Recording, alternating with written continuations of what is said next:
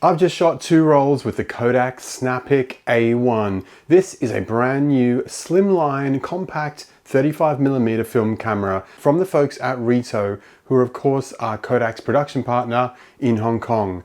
Now Reto have brought us a number of innovative products over the last few years. Of course, they've brought us cameras like the Reto 3D, the Ecta half-frame cameras. They've brought us a new version of the ultra wide and slim. And more recently, they've brought us the Reto Pano and of course the Charmera, or Charmera, however you want to say it, digital keychain camera. So yeah, Reto are really knocking it out of the park. And certainly this new Snapic A1 has stirred up a lot of interest in the film community, and I'll tell you why. So when the images of this camera got leaked, everyone was super excited. The sort of leaked images mainly concentrated on the fact of how slimline and compact it was. And yeah, it does actually look very reminiscent of a Ricoh GR camera. I can certainly confirm that. I have my Ricoh GR here. And yeah, if you put these two together, they do look very, very similar. Now, the other reason why this camera was stirring up a lot of interest is because of the top LCD panel. So with Reto's other cameras, they're pretty basic. We don't have anything like an LCD. So this was pretty cool that we have an LCD on top. It shows you what frame number you're on. It shows you different flash modes. It even shows you how to do the double exposure mode, which is pretty cool.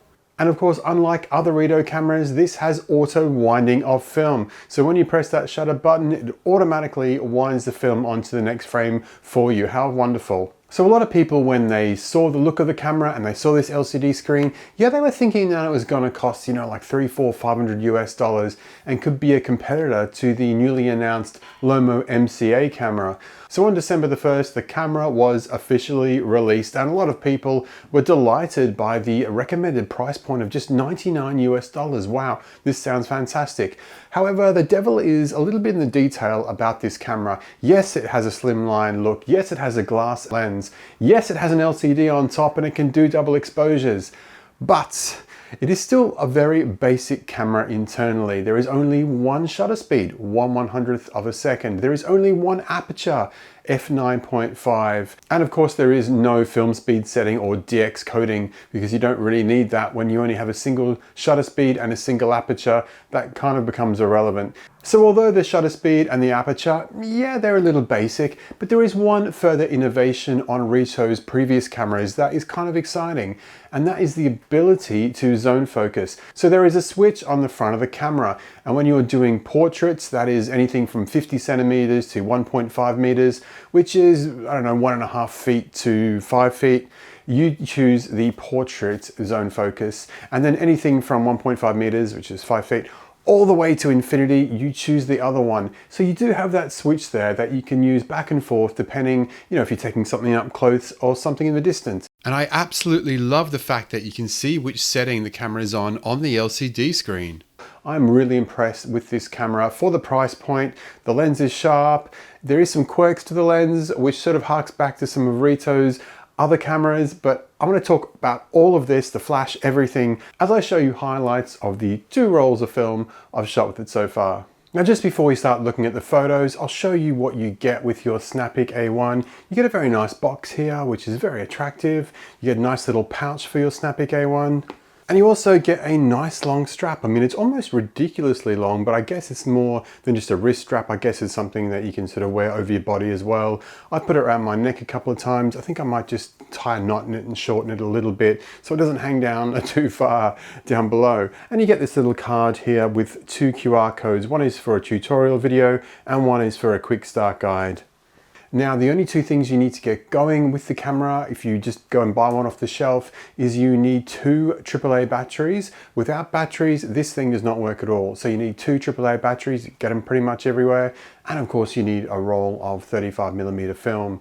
Here are the recommended film speed suggestions from the Quick Start Guide. So let's start talking about the photos. So the first few here are portraits of my kids. We're actually in the newly opened Wendy's in Brisbane, and they've got this beautiful sort of blue sort of wall behind us. So I lined them up here and took pictures of the kids. I had this on the portrait mode and had the flash on. And yeah, I really like this. I think my daughter looks fantastic here. You've got these nice lights here in the background, the neon bit, and she's illuminated beautifully. I think that is really nice. And here's my son here in portrait orientation. He looks fantastic as well. And yeah, yeah, there is also something, I'm not sure if you noticed it yet, but it does have quite a strong vignette when you use the flash, and we'll see that in a few photos time. Now, one thing I absolutely love with the Snapic A1 is that it remembers your flash modes. How cool is that? How many cameras do you wish would remember your flash settings when you turn the camera on and off? But the Snapic A1 does, so bravo to Reto for putting that feature in. Next up here, I was just driving home from my local hood one day and I saw this beautiful old car here and I stopped to take a picture, and I really love this old Ford here. It's a beautiful pale blue with red lettering, and then you've got the poinciana trees on the right hand side. You've got a nice street sign there in yellow. Really love this scene. I think it looks fantastic. And then I took a picture of the front of the car as well, which also looks nice. Now, one special feature I've already talked about is the ability to do multiple exposures with the Snapic A1, which is a really cool thing that film photographers love to do. Now, they call it a multi-exposure mode or multiple exposure mode, but it's really only double. You can only do 2 images on top of each other, where some other cameras you can do 3, 4, 5, as many as you want. With the Snapic A1, you can just do 2, but I think that is pretty good. And here is one of my first attempts. Really happy with this. I took a picture of some flowers on the ground here and just the boats here at Victoria Point, and that looks really nice. So in this highlights reel, I'm only showing you about half of the double exposures I did. The other half aren't very good. And I think when you start shooting double exposures, you sort of learn to shoot things that are complementary and they've got to look good together. And after a while, you sort of get the hang of it.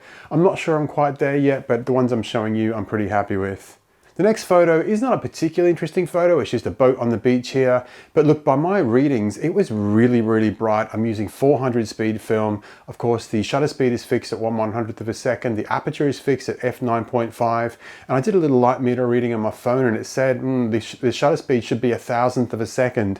So this image here on Fujifilm 400, look, this is probably like 4 or 5 stops overexposed. So I'm just showing you here that although the camera only has a fixed shutter speed and fixed aperture, if you're using color negative film, it's generally very forgiving, especially Fujifilm and Kodak branded films, very forgiving. So this one is way overexposed, but it still looks fine.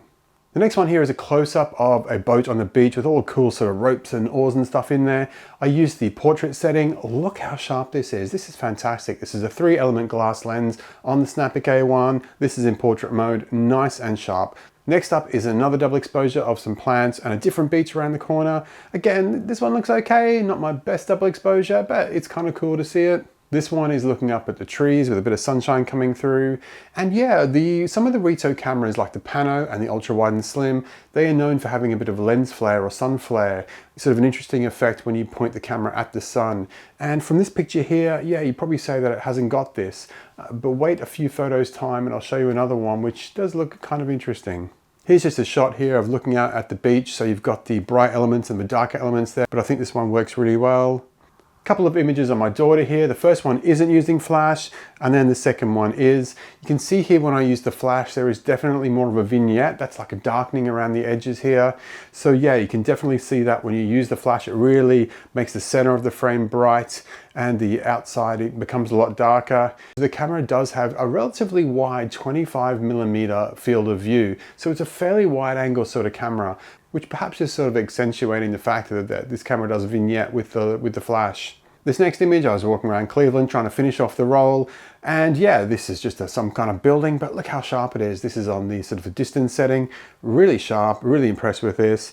And if you turn the camera around on yourself and put it in portrait mode, look, it is capable of doing selfies. Look at this. I mean, you really need to try and get the camera as far away from you as possible, but it is possible, as you can see from this photo. Is some poincianas, which are out everywhere at the moment here in Southeast Queensland. They look beautiful. For my second roll of film, I used made in China Lucky 200 color negative film. This is the first time I'm using this film, so yeah, really interested to see the results here. First image here is a photo of my daughter here at home against a plain wall.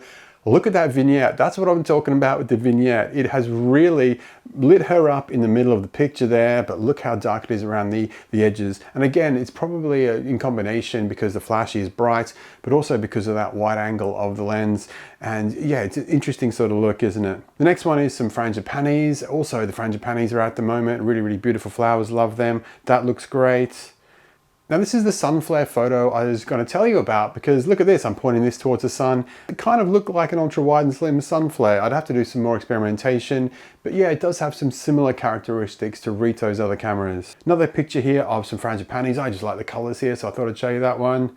And here is a church in Cleveland. I think this looks wonderful. You know, you've got this wide angle lens, you've got the white church, you've got the blue sky, and you've definitely got a vignette there towards the top left of the image there. But I think that looks wonderful. Here is the op shop that's attached to the church, or it's a thrift store, I guess you'd say, charity store. Just actually closed down. I went there the other day, but they used to call it the cat's op shop, and there's a picture of a cat there on top of the little gable thing.